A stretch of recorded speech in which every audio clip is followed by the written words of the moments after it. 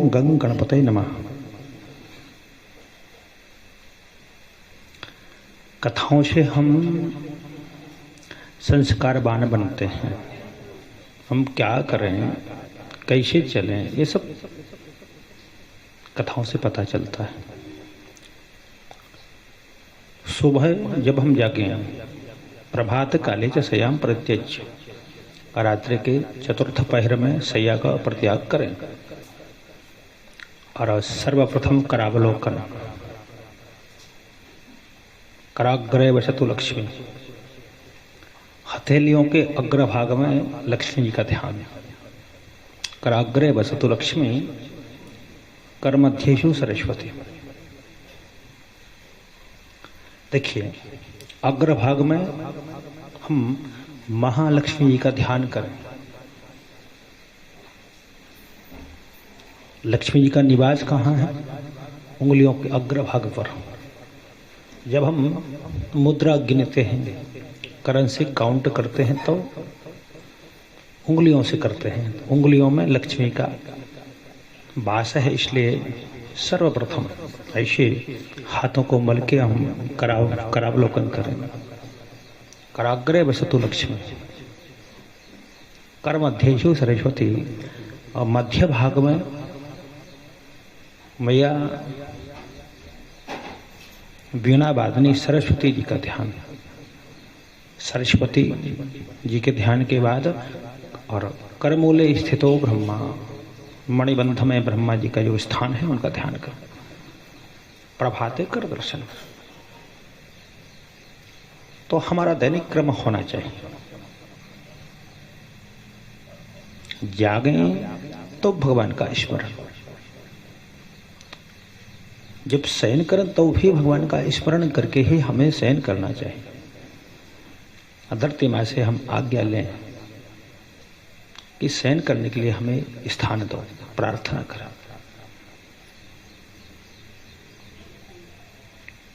जो भी श्लोक स्तुति हैं उनको गा करके शयन करें। प्रभात में जब जागें तब भगवान का स्तवन करें। मैया पृथ्वी से प्रार्थना करें कि हम आपसे आज्ञा मांगते हैं, और ऐसा कहे कि जो स्वर चल रहा हो उसी स्वर की तरफ वाला पैर पृथ्वी को प्रणाम करके रखें। ऐसा शास्त्रों में विदित है, ऐसा शास्त्रों में निहित है, लिखा हुआ है।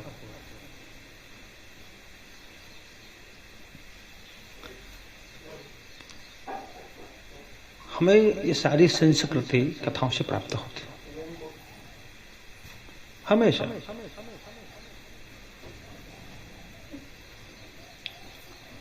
कथाओं पर ज्यादा जोर देना चाहिए। पता है कई लोग कथाओं को बिल्कुल भी पसंद करते नहीं, कहते हैं अरे लिखी हुई बात है। और जब कोई बात आ जाती है, रास्ता जब मिल नहीं पाता, तब लौट करके आते हैं और तब सोचते हैं कि भाई हमको पता ही नहीं था। ये सारी बातें हमें कथाओं से प्राप्त होंगी। इसलिए हम संस्कारवान बने और वेदों का, शास्त्रों का, पुराणों का हमारे जीवन में कितना महत्व है समझे।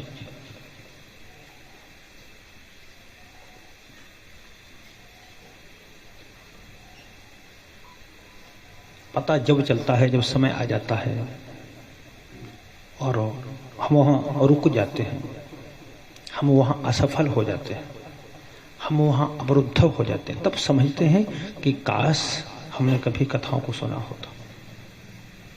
एक दृष्टांत मैं आपको सुनाऊं। रेलवे स्टेशन पर चहल पहल तो रहती ही है।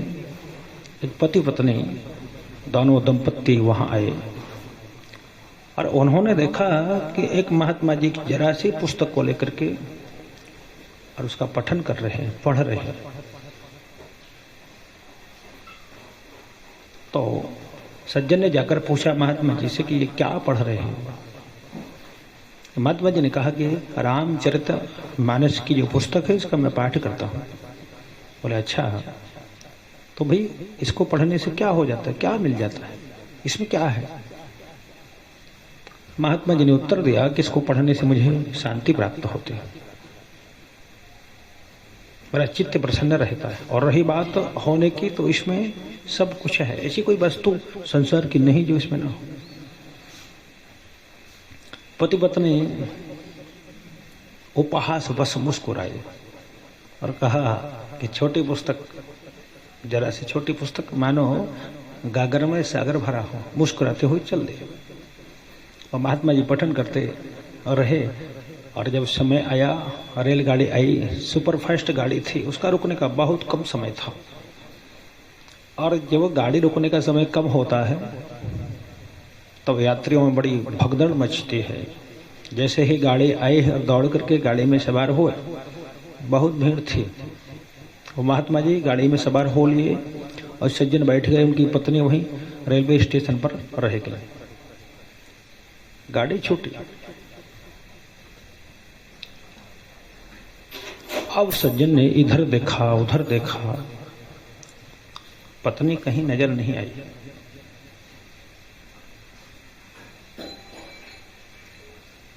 अब तो मन विस्मित हुआ, मन द्रवित हुआ,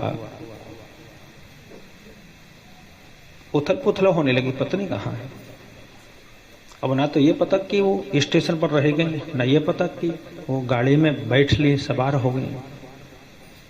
बहुत कुछ ढूंढा,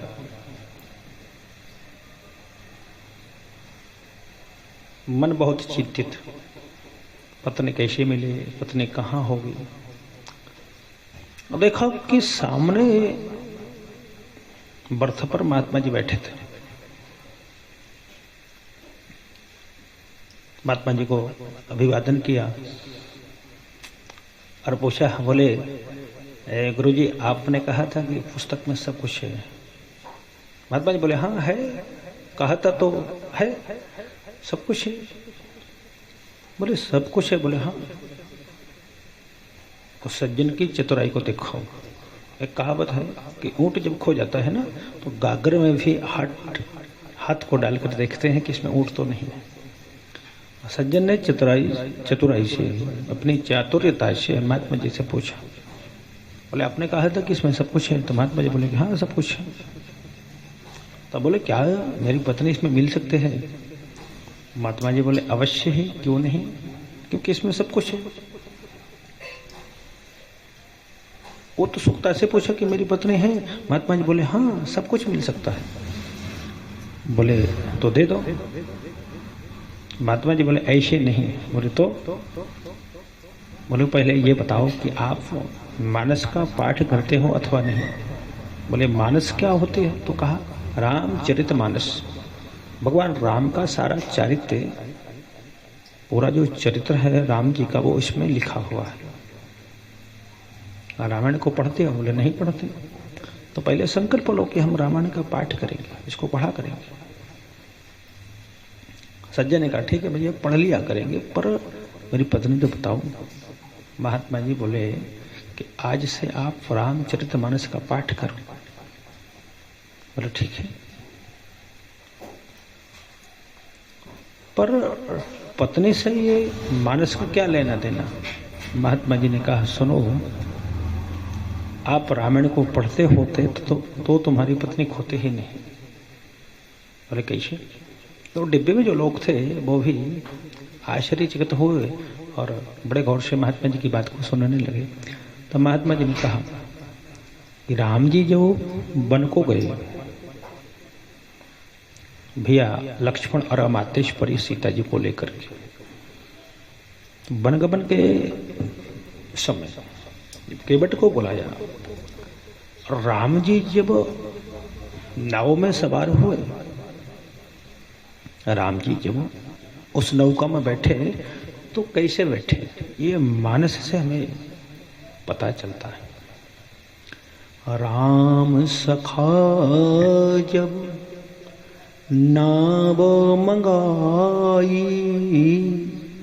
प्रिया चढ़ाए चढ़े रघुराई। राम सखा जब नाव मंगाई, राम जी ने सखा से जब नाव को मंगाया और राम जी के सखा जब नाव को लेकर के आए तो भगवान राम कैसे चढ़े? प्रिया चढ़ाई, पहले जानकी जी को बिठाया, चढ़े रघुराई। तो मानस कहती है कि कहीं जाना हो तो पहले पत्नी को बिठाओ, आप तो जैसे तैसे करके बैठ ही जाओगे। तो सुनो, आज से कहीं आना जाना हो तो पत्नी को पहले बिठाओ, फिर तुम बैठो। सज्जन बड़े प्रसन्न हुए। कहा फिर मेरी पत्नी? तो कहा तुम्हारी पत्नी रेलवे स्टेशन पर ही खड़े हैं, बैठ नहीं पाएंगे। वो सज्जन अगले स्टेशन पर उतर कर दूसरी गाड़ी से बैठ करके पुनः वापिस गए और पत्नी को प्राप्त किया। तो कहने का तात्पर्य मानस से हर तरह से लाभ ही लाभ सब प्राप्त होता है, पर हम उस लाभ के हितग्राही बने, उस पात्रता में हम आए, ये शास्त्रों से हमें प्राप्त होता है। सारे संस्कार कथाओं से प्राप्त होते हैं। कभी कभी बात आती है कि हम समझते ही नहीं है कि हमारा क्या दायित्व है, क्या कर्तव्य है, क्या उद्देश्य है, हमें क्या करना चाहिए, हम इस संसार में क्यों आए हैं, ये भी हमें पता नहीं चल पाता। तो उनके लिए कथा है। भगवान की कथाओं से हमें सब पता चल जाता है।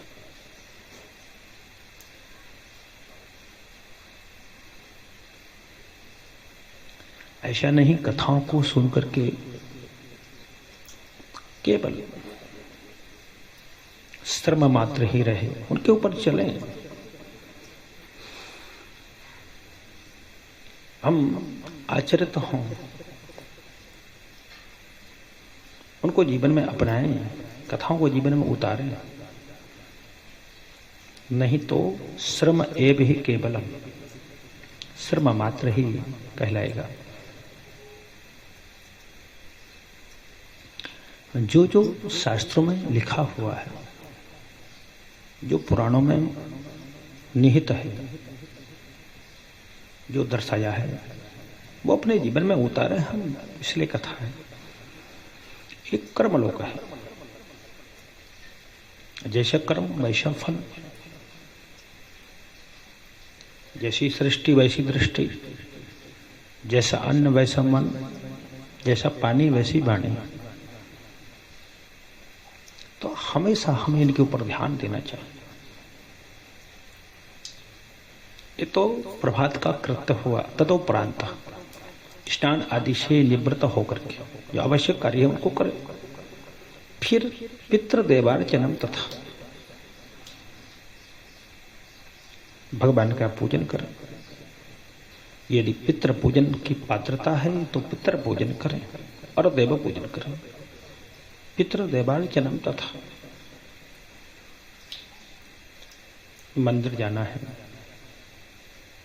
तुलसी में जल देना है, सूर्य अर्घ इत्यादि जो आवश्यक कार्य है उनको करने को उपरांत में फिर हम भोजन करें और उसके बाद गृहस्थी को चलाने के लिए धन उपार्जन करें, वो भी न्याययुक्त धर्म अर्थ, यानी जो अर्थ हम उपार्जन कर रहे हैं वो धर्मानुकूल होना चाहिए। अधिकतर अधिकांश लोग पैसा कमाने में लगे हुए हैं,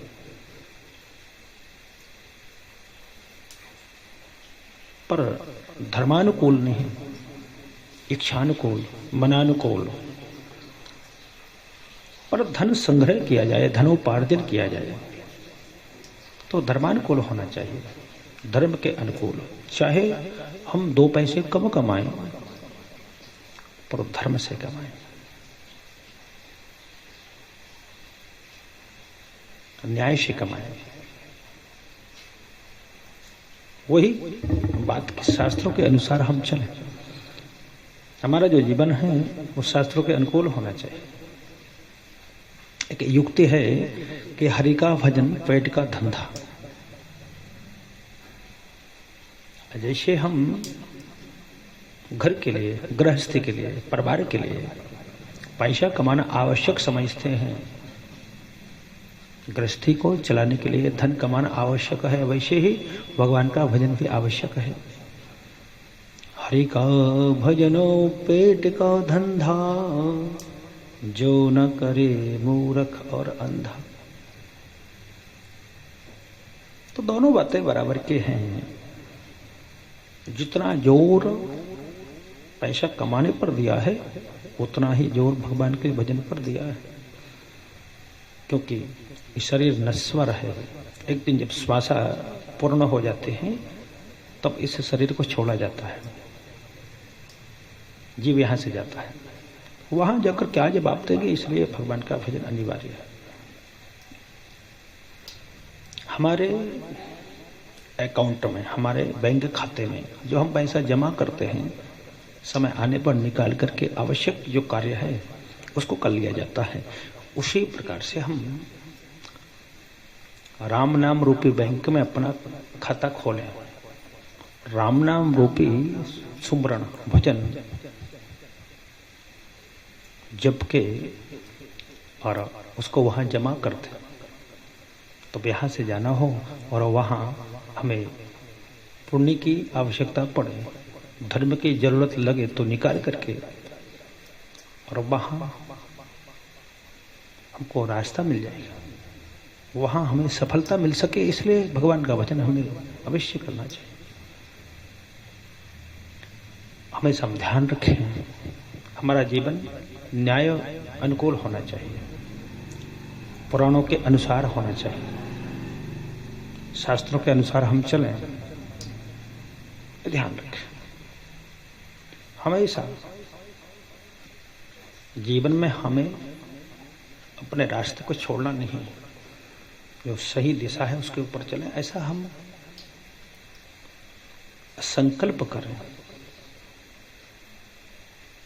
कि हमें कभी भी पथ भ्रष्ट नहीं होना है। नहीं तो पता है ज्ञान का जो रास्ता है अति संकीर्ण है, बहुत संकीर्ण रास्ता है। उस रास्ते से फिसलते देर नहीं लगती, एक पल नहीं लगता और रास्ते से हम फिसल जाते हैं। ठीक उसी प्रकार से ज्ञान की पंथ कृपाण की धारा, कहे खगेश लगे नहीं बारा। जो ज्ञान का रास्ता है अति संकीर्ण रास्ता है। जैसे समझो तलवार की धार, जैसे तलवार की धार है वैसे ही ज्ञान का रास्ता है, फिसलता एक पल नहीं लगता। ज्ञान की पंथ कृपाण की धारा, कहत खगेश लगे नहीं बार। उससे फिसलते एक पल नहीं लगता। इसलिए जीवन में हम सतर्कता को अपनाएं, अपने दायित्व को, अपने अधिकार को, अपने कर्तव्य को समझें, क्योंकि हम मनुष्य हैं। केवल खाने पीने सोने जागने संतान उत्पत्ति तक ही हम सीमित रहे तो फिर हम पशुओं के सदृश हैं।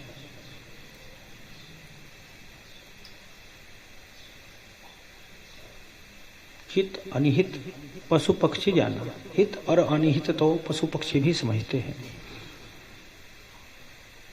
वही हम समझते रहे तो मनुष्य होने का क्या फायदा होगा। मानस तन गुण ज्ञान निधाना, हित अनिहित पशु पक्षी जाना। मानस तन गुण ज्ञान निधान।